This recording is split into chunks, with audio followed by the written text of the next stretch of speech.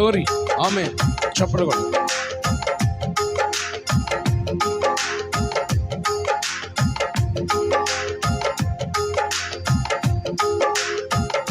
యేసయ్యా నీవే నాకని వేరెవరు నాకు లేరని, యేసయ్యా నీవే నాకని వేరెవరు నాకు లేరని, ఎన్నోళ్ళ కొనియాడినా నా ఆశలు తీరవే, ఎన్నోళ్ళ కొనియాడినా నా ఆశలు తీరవే. కృపయంబడి కృపను పొందుచు, కృపలో జయ గీతమే పాడుచు, కృపయంబడి కృపను పొందుచు, కృపలో జయ గీతమే పాడు, కృపలో జయ గీతమే పాడుదు. యేసయ్యా నీవే నాకని వేరెవరు నాకు లేరని, ఎన్నోళ్ళ కొనియాడి నా ఆశలు తీరవే, ఎన్నోళ్ళ కొనియాడినా నా ఆశలు తీరవే.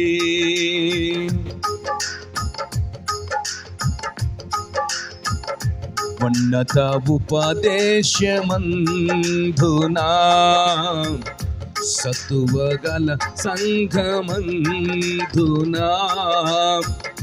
ఉన్నత ఉపదేశమందునా సత్తువగల సంఘమందునా, కంచెగల తోటలోనా నన్ను స్థిరపరచినందునా, కంచెగల తోటలోనా నన్ను స్థిరపరచినందునా, కృపయంబడి కృపను పొందుచు, కృపలో జయ గీతమే పాడుచు, కృపయంబడి కృపను పొందుచు, కృపలో జయ గీతమే పాడుచు, కృపలో జయ గీతమే పాడుచు. యేసయ్యా నీవే నాకని వేరెవరు నాకు లేరని, ఎన్నోళ్ళ కొనియాడి నా ఆశలు తీరవే, ఎన్నోళ్ళ కొనియాడి నా ఆశలు తీరవే.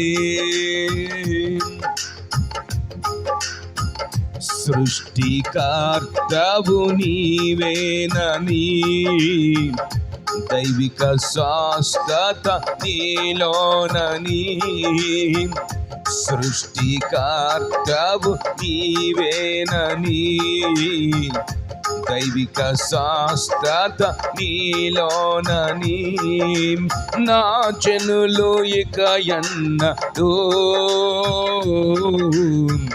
సిగ్గుపడరంటివే, నా జనులు ఇక ఎన్నడూ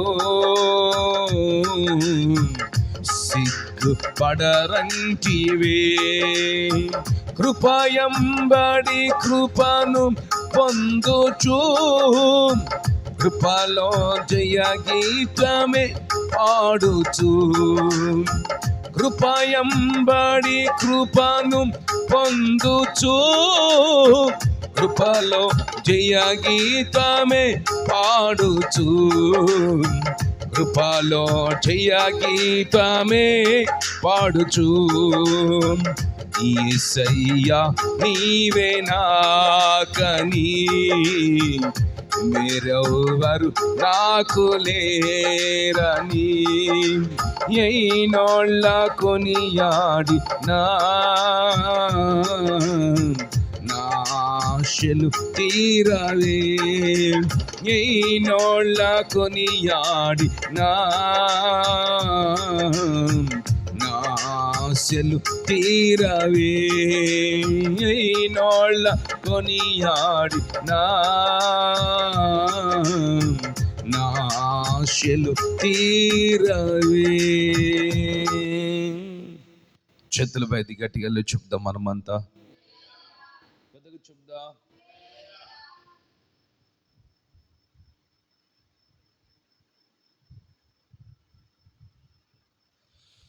బైబిల్లో ఒక చిన్న విషయాన్ని ఈ రోజున మనం ధ్యానించుకుందాం.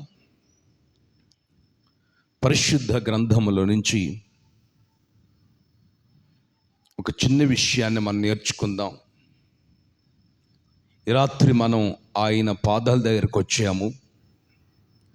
ఆయన సన్నిధిలో కూడుకున్న మనం ఆయన బోధన మనం చాలా జాగ్రత్తగా వినాలి. ఆయన సన్నిధికి వచ్చిన మనం ఆయన మనతో మాట్లాడుచున్నప్పుడు వినుటకు మనము వేగరపడాలి, మాట్లాడుటకు మనం నిదానించాలి. హల్లెలూయా. దేవుని యొక్క వర్తమానం మనం చాలా జాగ్రత్తగా వినాలి. బైబిల్లో మనం చూస్తే, పరిశుద్ధ గ్రంథంలోంచి మనం చూస్తే, ఒక దేవుని సేవకుడైనటువంటి పౌలు భక్తుడు ఫిలిప్పీ సంఘానికి కొన్ని విషయాలు తేటగా ఆత్మ ప్రేరేపణతో నింపబడి మాట్లాడుతూ వచ్చారు. ఫిలిప్పీ సంఘములో ఉన్నటువంటి విశ్వాసులు, పరిశుద్ధులు, నీతిమంతులు, గుర్తించబడిన వారికి కొన్ని విషయాలు చెప్పుకుంటూ వచ్చారు.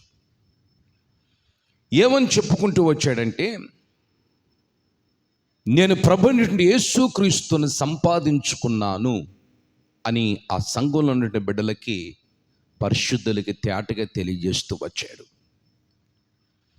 నేను యేసుక్రీస్తుని సంపాదించుకున్నాను అని చెప్తున్నాడండి. సంపాదన, డబ్బు సంపాదన ఉంది. పాపాన్ని కూడా కొంతమంది సంపాదించుకునే విషయాలు కూడా మనకు కనిపిస్తూ ఉంటాయి. ఈ లోకములో ఎక్కువ జరుగుతుంది ఏమిటంటే, డబ్బు సంపాదన, పాపమని సంపాదన, అక్రమాలని సంపాదనలో మనం కళ్ళతో చూస్తున్నాం. ఆ సంపాదనలు వారిని ఎక్కడికి తీసుకుని వెళ్తాయి అంటే, మరణానికి, శాపానికి, రోగాలకి గురి చేస్తూ ఉన్నాయి. చాలామంది చెప్పే మాట ఏమిటంటే, సంపాదన లేకపోతే మనం ఎలా బ్రతకగలుగుతాం, ఎలా జీవించగలుగుతాం, ఇది అసాధ్యమే కదా, సాధ్యము కాదు కదా అని చెప్తారండి. కొంతమంది డబ్బు సంపాదనకి ఆకర్షించబడతారు. మరి కొంతమంది పాపం సంపాదించుకుంటూ ఆకర్షించబడతారు. ఆత్మీయులు, దేవుని వెరిగిన వారైతే కృపను సంపాదించుకుంటూ ఆరాటపడతారు. ఏమండి, కృపను సంపాదించుకుంటూ దేవుని దగ్గర ఆరాటపడే వాళ్ళు కొంతమంది ఉంటారు.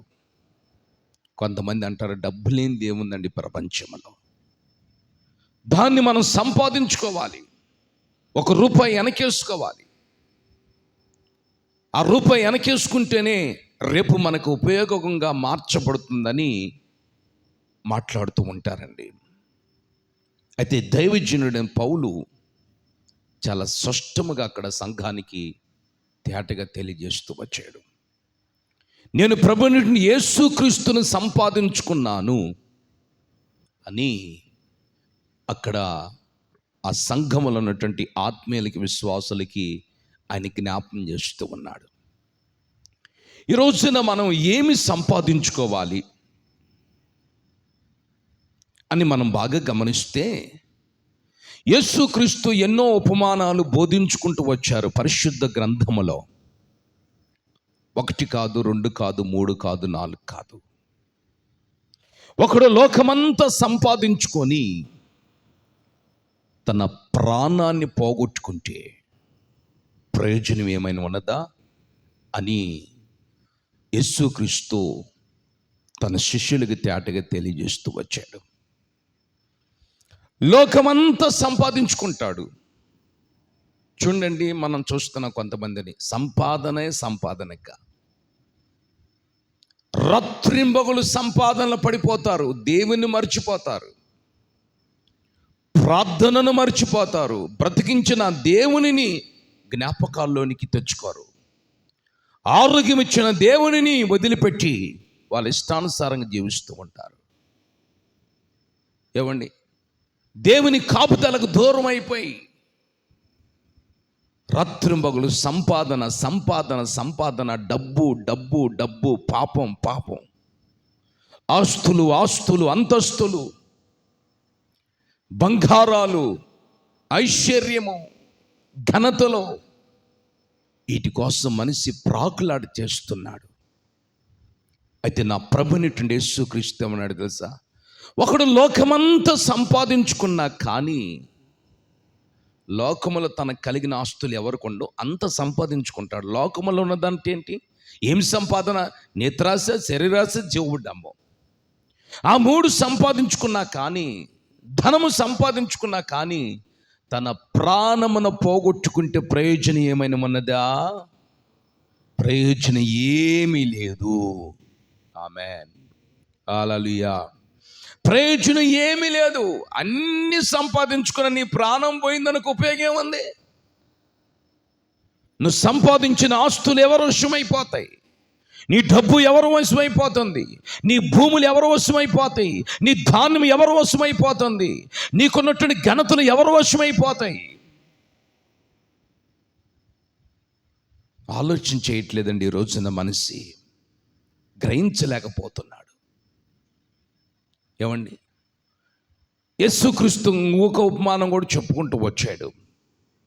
ఏమని చెప్పుకుంటూ వచ్చాడంటే, 2 స్నేహితులు ఉన్నారట. 2 స్నేహితులు, వీళ్ళిద్దరూ స్నేహబంధము కలిగి నడిపించబడుతున్న వాళ్ళు. ఈ 2 స్నేహితులు ఒక రోజున కూర్చొని మాట్లాడుకుంటున్నారట. ఏమని మాట్లాడుకుంటున్నారంటే, ఓ స్నేహితుడా, మన ఇద్దరం కలిసి ఒక పట్టణానికి బయలుదేరి వెళ్దాం. ఆ పట్టణానికి బయలుదేరి వెళ్ళి ఆ పట్టణంలో మనం ఒక వ్యాపారాన్ని, ఒక బిజినెస్ను స్టార్ట్ చేద్దాం. ఆ పట్టణానికి బయలుదేరి ఒక వ్యాపారాన్ని స్టార్ట్ చేద్దాం, ఒక బిజినెస్ని స్టార్ట్ చేద్దాం అని ఇద్దరు అనుకొని ఆ పట్టణానికి బయలుదేరి వెళ్ళారట. దేవునికి స్తోత్రం. ఎందుకు ఆ పట్టణానికి బయలుదేరి వెళ్ళారు అంటే, డబ్బు సంపాదించాలి, బిజినెస్ బాగా డెవలప్మెంట్ చేసుకోవాలి, ఏమండి, ఆస్తులు సంపాదించాలి, ధనము సమకూర్చుకోవాలి. ధనం ఉంటే అందరూ మన చుట్టూ తిరుగుతారు, డబ్బు లేకపోతే ఎవడో మనల్ని పట్టించుకోడు అన్నట్లుగా నేడో రేపు ఒక పట్టణానికి మనం బయలుదేరి వెళ్దామని 2 స్నేహితులు అనుకొని వ్యాపారాన్ని, బిజినెస్ స్టార్ట్ చేశారటండి. అప్పుడు దేవుడు ఏమని మాట్లాడుతున్నాడు తెలుసండి? యాకోబుకు రాసిన పత్రిక చూద్దాం మనం.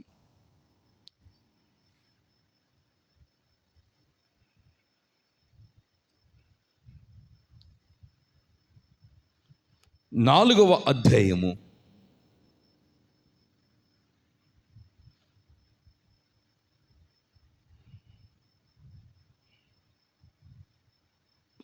13వ వచనం నుంచి చూడండి. నేడైనను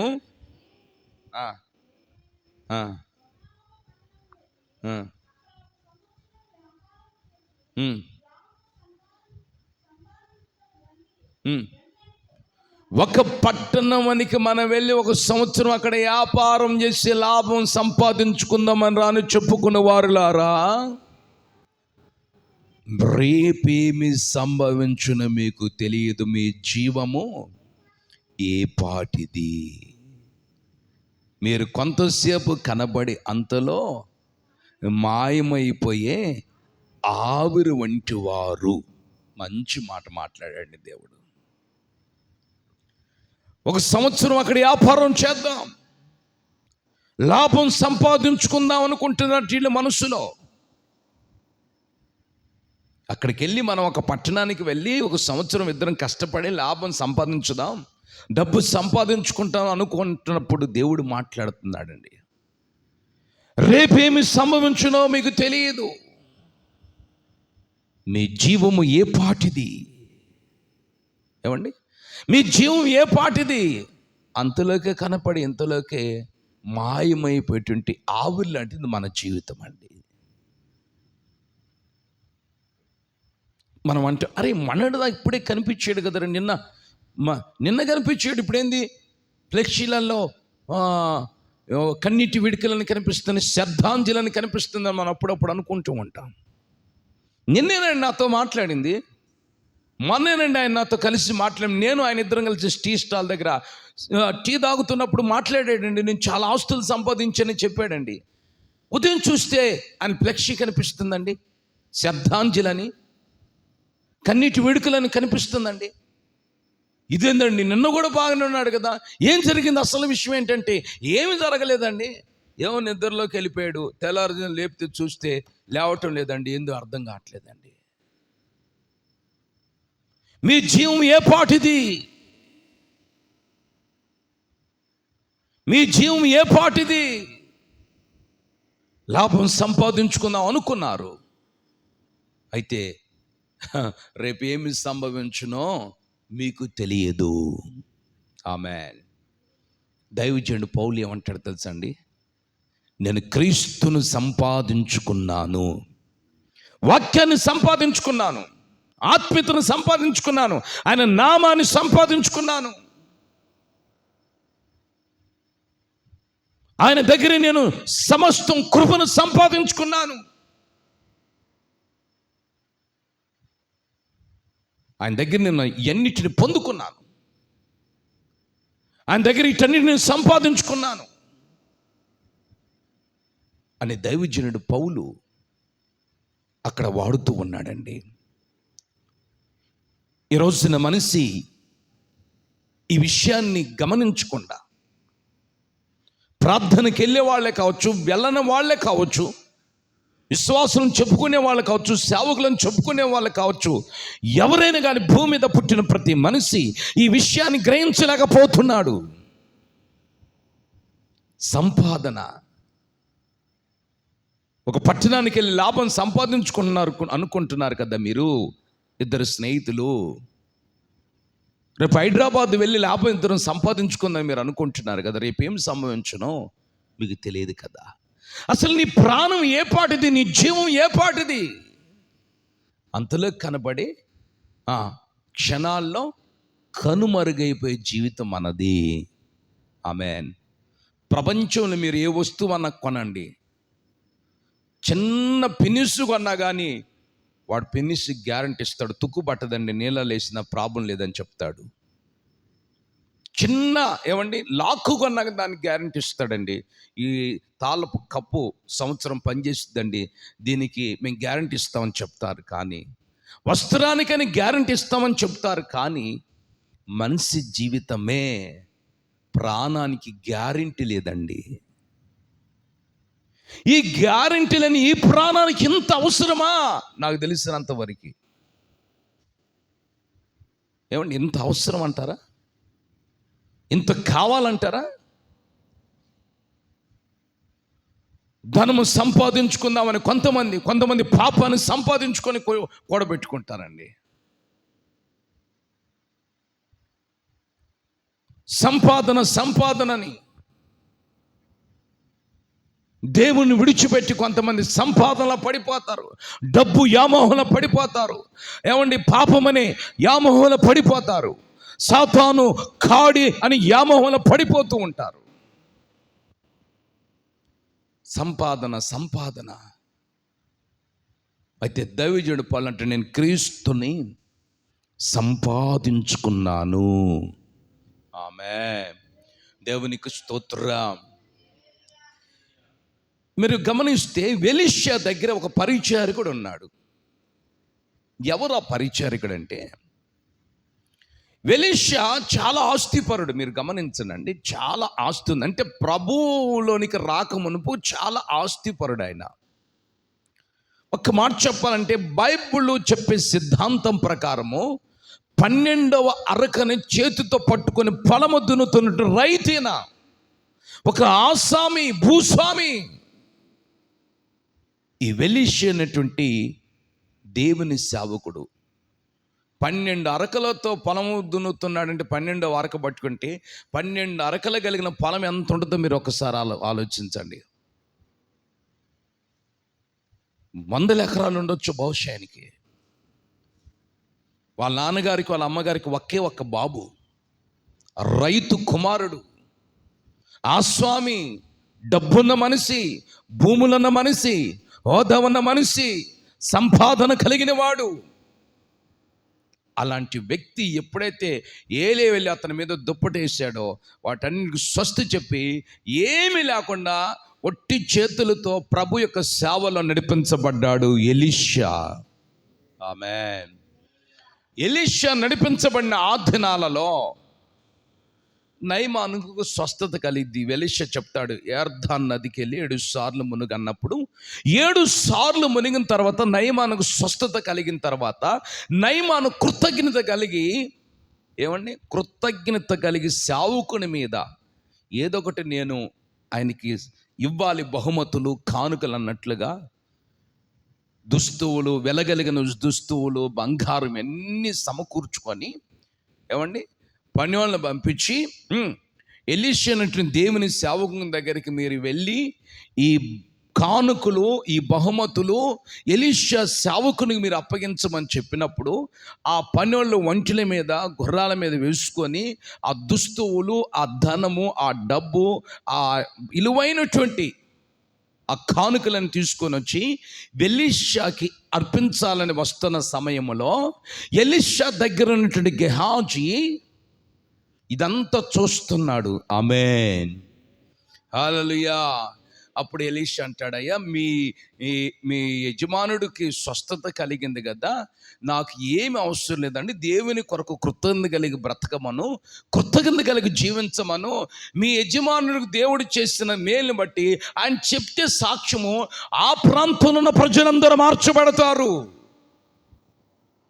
దేవుని గొప్పతనాన్ని తెలుసుకుంటారు. నీ సాక్ష్యము నీలో మోతువేయబడకూడదు. కొంతమంది జీవితంలో ఎన్నో మేలు చేసినప్పుడు ఆ మేలుని, ఏమండి, చెప్పుకోకుండా మూత వేసుకున్నప్పుడు అది పాతిగిల్లిపోద్దండి. నీ సాక్ష్యాన్ని చెప్పుకోమనయ్యా, మీ అయ్యగారి సాక్ష్యం చెప్పుకోమను, నాకు స్వస్థత కలిగిందని చెప్పుకోమను, నాకున్న కుష్ఠరోగం బాగుపడిందని చెప్పుకోమను. ఒక్కలని మారు మనసు పొందుతారు, రక్షణ పొందుతారని చెప్పి పంపిస్తే, అప్పుడు ఎలీషా దగ్గర ఉన్న గెహాజీకి డబ్బులు, వాళ్ళు తెచ్చిన బహుమతులు, వాళ్ళు తెచ్చిన హోదాల మీద మనసు కలిగి ఉంది. ఆమేన్. చదవండి 2 రాజుల గ్రంథం చూద్దాం మనం.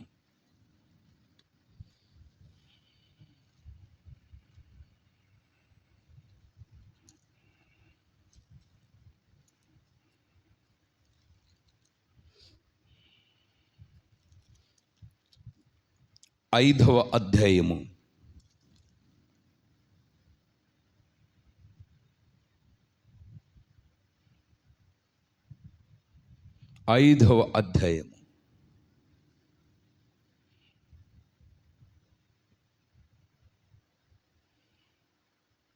24 నుంచి 25, 26, 27.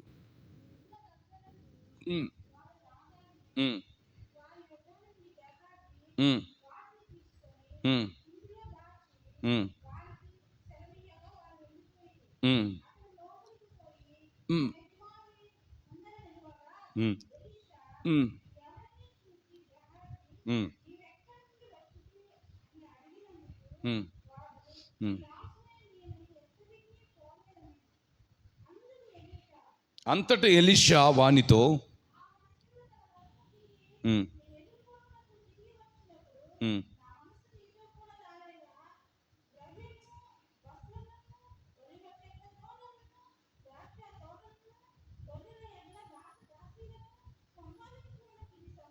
ఆమె చూశారండి. ఎలీషా ఏమంటున్నాడు? ఎలీషా ఏమంటున్నాడు? తన దగ్గర ఉన్నటువంటి గెహాజీతో ఏమని మాట్లాడుతున్నాడు? గెహాజీ, వాళ్ళు వచ్చినప్పుడు వాళ్ళు తెచ్చినన్ని మీ ఇంటికి మోసుకొని వెళ్ళిపోయావు కదా. ద్రాక్ష పండ్లు తెచ్చారు, అంజూరపు పండ్లు తెచ్చారు, వస్త్రాలు తెచ్చారు, బంగారాలు తెచ్చారు, అన్ని రథం మీద మోసుకొని వచ్చినప్పుడు నువ్వన్నీ మీ ఇంటికి తీసుకుని వెళ్ళావు కదా. లేదండి, నాకు తెలియదు. నీ మనస్సు నాతో రాలేదనుకుంటున్నావా? చూశారండి, ఎలీషా అంటున్నాడు గెహాజీని, గెహాజీ, నీ మనస్సు నాతో రాలేదనుకుంటున్నావా? నీ ఇంట్లో దాచిపెట్టిన సంగతి నాకు తెలియదు అనుకుంటున్నావా? నువ్వు నన్ను మోసపరుస్తావా? అయినా కానీ మనం చేసే పని ఏంటి? ఆత్మల సంపాదన కొరకు మనం నడిపించబడుతున్నాం. కొన్ని ఆత్మలను దేవుని రాజ్యాన్ని సిద్ధపరచుటకు, దేవుని రాజ్యములో అడుగుపెట్టుటకు ఆ సెలవును గుర్చిన స్వర్తమానం బోధిస్తున్నాం కదా. నీ మనసు ఎందుకు ఇలా వెనకకి తిరిగింది? నీ మనసు ఎందుకు ఇలా ప్రవర్తిస్తుంది? నా మనసు నీతో రాలేదనుకుంటున్నావా? నువ్వు ఇంట్లో పెట్టి వచ్చిన సంగతి నాకు తెలిసిన అన్నాడు. అప్పుడు అంటాడండి ఎలీషా, ఒక్క మాట అంటాడండి, ఆస్తులు, ధనము, డబ్బు సంపాదించుకుంటూ ఇది నీకు సమయమా? కొంతమందికి ఇప్పుడు ఏ సమయం వీళ్ళకి చెప్పాలి, ఏ సమయం కొంతమందికి డబ్బు, ధనము, బంగారం, తిండి, హోదాలు, ఘనతలు, గొప్పతనాలు, ఐశ్వర్యము, ప్రఖ్యాతులు కొరకు సంపాదనలు పడిపోతున్నారు కొంతమంది. ఇది అసలు సమయమేనా? మీరు ఆలోచించండి. ఇది ఏ సమయం? ప్రభు రాకడ సమయం ఇది. గెహాజీ, నువ్వు చేసిన పని ఏంటి? దేవుని దగ్గర కూర్చొని దేవుడు సహాయం చేస్తాడు. ఆయన నీకు ఆ మనసు ఎందుకు వచ్చింది? ఆ పాడు బుద్ధి మనసు. ఇది సంపాదించుకుంటే ఇది సమయమా? సరే, సంపాదించుకున్నావు, సమయమన కాబట్టి నయమాను కలిగిన కుష్టి నీ సంతతికి సర్వకాలము అంటునని చెప్పగా, వాడు మంచు వలె తెల్లనై కుష్టి కలిగి ఎలీషా ఎదుటి నుండి బయటికి వెళ్ళిపోయాను. క్షణాల్లో జరిగింది. ఆయనకు పోయింది చూడు కుష్ఠరోగం. ఎవరికి? నయమానుకు పోయిన కుష్ఠరోగం నీకు వచ్చింది అని చెప్పాడండి. అంటే ఎలీషా అంతేక సర్వకాలము ఎలీషా ఆ మాట చెప్పగానే గెహాజీ వంశానికి సర్వకాలము తెల్ల కుష్ఠరోగం వచ్చేసిందండి. ఈ రోజున మన సబ్జెక్ట్ ఏమిటి? సంపాదన. క్రీస్తును సంపాదించుకున్న దైవజనుడు పౌలు చెప్తున్నాడు, గట్టిగా చెప్తున్నాడు, నాకేమున్నా లేకపోయినా యేసయ్య నామాన్ని నేను సంపాదించుకున్నాను, రక్షణను సంపాదించుకున్నాను, దేవుని రాజ్యాన్ని సంపాదించుకున్నాను. నేను ఇహలోక సంబంధమైన నాకు ఏవి కూడా ఉపయోగం లేదు, నాకు అక్కర కూడా లేదు. అయితే ప్రభునిటువంటి యేసు క్రీస్తుని సంపాదించుకున్నాను. మరి గెహాజీ ఏం సంపాదించుకున్నాడండి? తెల్ల కుష్ఠరోగాన్ని సంపాదించుకున్నాడు. ఉపయోగం ఏమీ లేకుండా పోయింది. ఒకడు లోకమంతా సంపాదించుకొని తన ప్రాణాన్ని పోగొట్టుకుంటే ప్రయోజనం ఏమైనా ఉన్నదా? ఏమీ లేదండి. అంత సంపాదించుకుంటాడు, ప్రాణం పోతే ఎవడు వశమైద్దో తెలియదు, ఏమైపోద్దో తెలియదు, పరిస్థితులు ఎలా మార్చబడుతుందో తెలియదు. నిన్న బాపట్ల మీదకి వెళ్తున్నప్పుడు ఒక పక్కన కారు సైడ్న ఆపి, వాటర్ తాగుదాన్ని ఆపి, కారు సైడ్న ఆపగానే ఒక ఆయన పెద్ద ఫ్లెక్స్ చేసిందండి. ఆయనకి పొన్నూరులో ఉన్నాయి పెద్ద పెద్ద రైస్ మిల్లులు. వినండి అండి, బాపట్లో కూడా ఉన్న పెద్ద పెద్ద రైస్ మిల్లులు అండి. ఆయన భార్య ఒక్క రోజేనండి కరోనా వచ్చి చచ్చిపోయారండి. అది ఎవరి వశమైపోయిందో తెలియని పరిస్థితులు. ఆ రైస్ మిల్లులు, ఆ భూములు, ఆ సంపాదన ఎవరి వశమైనయో కూడా తెలియదండి. అంత సంపాదించుకున్నటువంటి వ్యక్తిని భార్య భర్తలను బయటికి తీసుకెళ్ళి పారేయటానికి కూడా ఎవడు ఇష్టపడలేదు. అమ్మో ఆ జబ్బు మనకు వస్తుందేమో, కరోనా వైరస్ అని.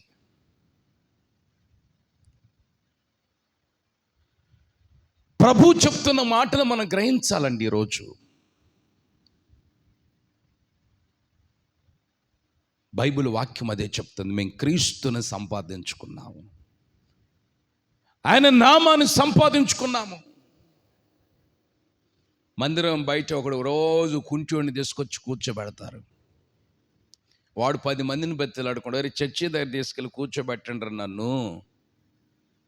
నేను అక్కడ అడుక్కుంటాను రా. చర్చి బయటకు ఎవరైనా ప్రార్థనకు వచ్చేవాళ్ళు తెల్ల బట్టలు కట్టుకొని వచ్చే వాళ్ళని అడుక్కుంటాను రా అని ఇంచుమించుగా 40 సంవత్సరాలు పైగా ఉన్నటువంటి ఒక జబ్బు వ్యాధి కలిగినటువంటి కాళ్ళు చేతులు పనిచేయనటువంటి వ్యక్తిని మోసుకొని వచ్చి చర్చి ముందు బయట ఆవరణలు కూర్చోబెట్టేవారు. శృంగారపు దేవాలయము, దేవునికి స్తోత్రం. ఆ దేవాలయం దగ్గర కూర్చోబెడితే వాడు రోజు మందుల నుంచి ప్రార్థన చేయించుకుని బయటికి వెళ్ళాలి. అయ్యా ధర్మం బాబు, అమ్మ ధర్మం అమ్మ అడుక్కునేవాడు. ఒకరోజు ఏం జరిగిందో తెలుసా అండి? పేతురు యోహాను అదే ప్రార్థనా మందిరం, శృంగారపు దేవాలయమైన ప్రార్థనా మందిరానికి మెట్లెక్కి పైకి మెట్లెక్కి వస్తూ ఉన్నారండి. మెట్లెక్కి పైకి వస్తున్నప్పుడు వీళ్ళిద్దరూ సేవకులు తెల్లటి వస్త్రాలు కట్టుకుని ఉన్నారు. వినండి, తెల్లటి వస్త్రాలు కట్టుకొని సేవకులు ఉన్నారు, పేతురు యోహాను. వీళ్ళిద్దరు వైపు ఆ కాళ్ళు చేతులు పని చేయనటువంటి వ్యక్తి ఒక్కసారి తేరి చూశాడు. అబ్బా, ఈరోజు నా పంట పండింది. వీళ్ళ దగ్గర ఎండి బంగారం బాగా ఉంటుంది, డబ్బులు కూడా విస్తారంగా ఉంటాయి.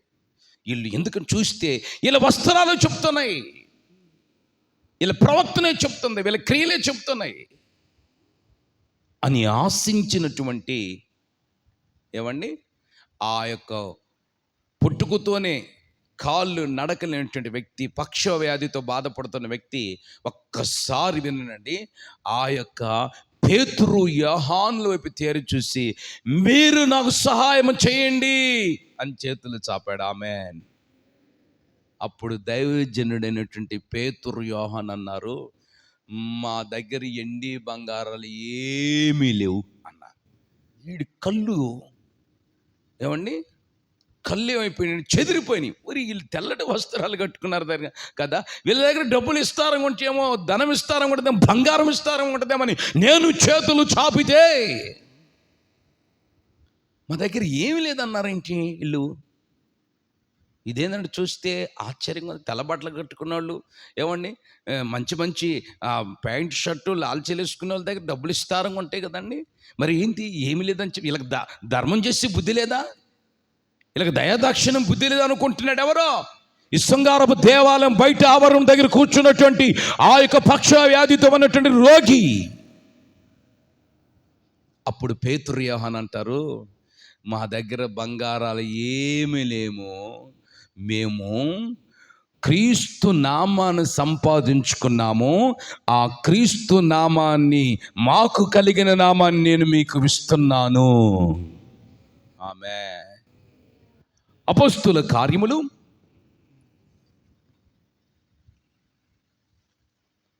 3వ అపోస్తుల కార్యములు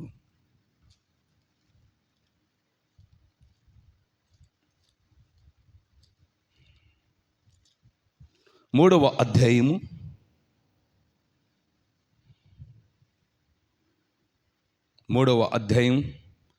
5వ వచనము.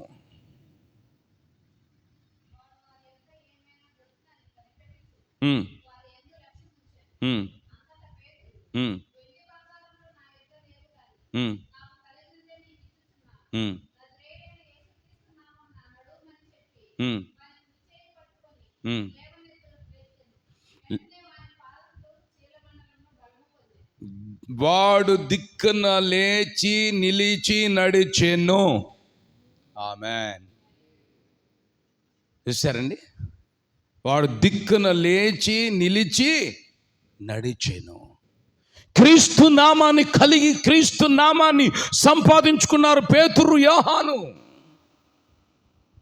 మేము కలిగింది నీకు ఇస్తున్నావరా, మా దగ్గర మరొక డబ్బు లేదు, ధనము లేదు, ఐశ్వర్యము లేదు.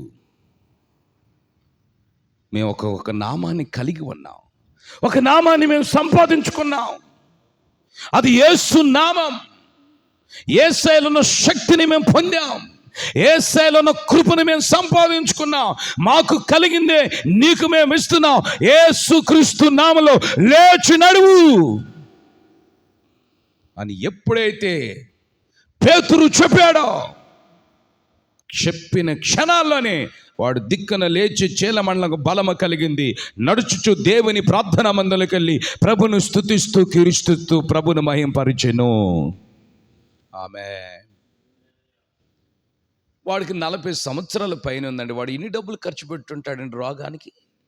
వాడికి వచ్చే ఆ మందిరం బయట కూర్చున్నటువంటి ₹2 వేసే ఆ డబ్బులన్నీ ఖర్చు పెట్టుకుంటాడు రోగానికి. కాళ్ళు పని చేయట్లేదని, శరీరం పని చేయటం లేదని, నరాలు పని చేయటం లేదనండి. మరి పేతురు యోహాను దగ్గర ఏమైనా డబ్బు ఉందా? వాళ్ళు డబ్బు లేదు లోకములో, ఏమన్నా డబ్బు లేని వారే కావచ్చు, లోకములో గొప్పతనం కలిగిన వారు గొప్పతనం లేకపోవచ్చు, హోదా లేకపోవచ్చు, ఏమండి వాళ్ళకి ఆస్తులు పాస్తులు లేకపోయినా యేసు నామమును కలిగి ఉన్నారు పేతురు యోహాను. ఆమేన్. లే, మా కలిగిన నామములో యేసు నామములో లేచి నడువు అని పేతురు ఎప్పుడైతే చెప్పాడో వాడు దిక్కున లేచి నడిచి దేవుని మందిరానికి వెళ్ళి ప్రభువుని ఆరాధించడం ప్రారంభించాడు. హల్లెలూయా. ఈరోజు నీ జీవితంలో ఏం సంపాదించుకుంటున్నావు? ఏమండి, గెహాజీ ఏం సంపాదించుకున్నాడు? కుష్ఠరోగాన్ని సంపాదించుకున్నాడు. లోకంలో డబ్బు కోసం, పాపం కోసం, హోదా కోసం పరిగెత్తాడండి. చివరికి తన వంశానికి మూలకారకుడు తెల్ల కుష్ఠరోగానికి గురైపోయాడు. అదిగో ఇద్దరు అనుకున్నారు, ఆ పట్టణానికి వెళ్దాం, ఈ పట్టణానికి వెళ్దాం, మనం అక్కడికి వెళ్ళి మంచిగా రిచ్గా బతుకుదాం, అక్కడికి వెళ్ళి డబ్బు సంపాదించుకుందాం అనుకున్నారట. దేవుడు చెప్పాడు, ఓరే బాబు, మీరు డబ్బు సంపాదించుకోవాలనుకుంటున్నారు, లాభం సంపాదించుకోవాలనుకుంటున్నారు, రేపు ఏమి సంభవించుదో మీకు తెలియదు, మీ జీవము ఈ పాటిది.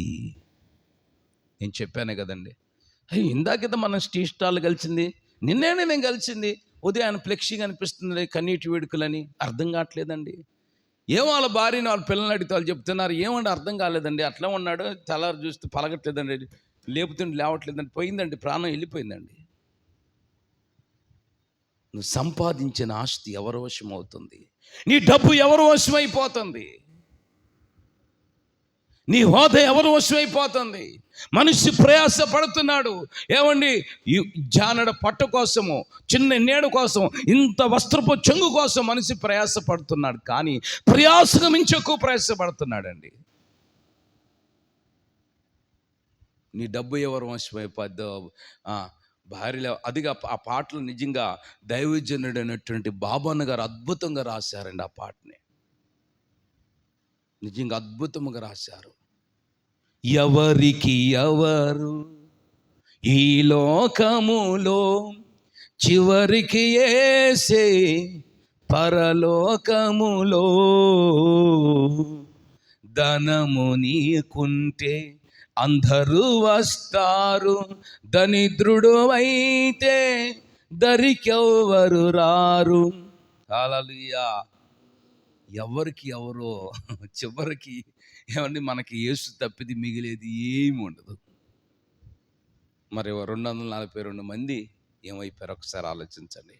ఒక పట్టణానికి వెళ్దాం, లండన్ పట్టణానికి వెళ్దాం, రిచ్గా బ్రతుకుదాం అనుకున్నారు. ఎక్కిన 5 నిమిషాల్లోనే మాంస ముద్దలు అయిపోయారు, క్రాస్ అయిపోవటం ఫ్లైట్. కనుక నువ్వు ఏమి సంపాదించుకోవాలి? దేనికోసం నువ్వు ప్రయాసపడాలి? ఈ లోక సంబంధమైన ఏది సంపాదించుకున్నా అది భూమి మీద విడిచిపెట్టి వెళ్ళక తప్పదు. ఆమేన్. అది దేవుళ్ళో ఉన్నటువంటి ఆత్మీయతను సంపాదించుకొని, వాక్యాన్ని సంపాదించుకొని, ఏమన్నా యేసయ్య నామాన్ని సంపాదించుకొని, ఆయన కృపను సంపాదించుకుంటే నువ్వు ఆత్మీయంగా బలపరచబడి దీవించబడతావు. ఆమేన్. మోకరించు, చేతుల పైకెత్తు, చిన్న ప్రార్థన చేసుకుందాం. చేతుల పైకెత్తున చిన్న ప్రార్థన చేసుకుందాం. ప్రేమాస్వరూపి జీవాధిపతి, మీకు వందనములు స్తోత్రములు చెల్లిస్తున్నామయ్యా. ఈ యొక్క ప్రార్థన కొడికిని అద్భుతంగా మీరు జరిగించి క్రీస్తుని సంపాదించుకునే వారికి మా జీవితాలు మీరు మార్చినందుకు స్తోత్రాలు. లోకములు ఏదేదో సంపాదించుకుని ప్రాకులాడి చేసి మట్టికి మన్ను అయిపోయారు, కనుమరుగయ్యారు. నీకు స్తోత్రాలయ్యా. పేతురు, యోహాను మీ నామాన్ని సంపాదించుకున్నారు కాబట్టి ఆ యొక్క రోగికి స్వస్థత కలిగేటట్లు చేశారయ్యా. అలాంటి యోగ్యతను ధన్యతను మీరు మాకు దయచేయమని యేసు నామములో వేడుకుంటున్నాం తండ్రి. ఆమేన్. ఆమేన్. స్తోత్రం స్తోత్రం స్తోత్రం. యెహోవాను ఆశ్రయిద్దాం.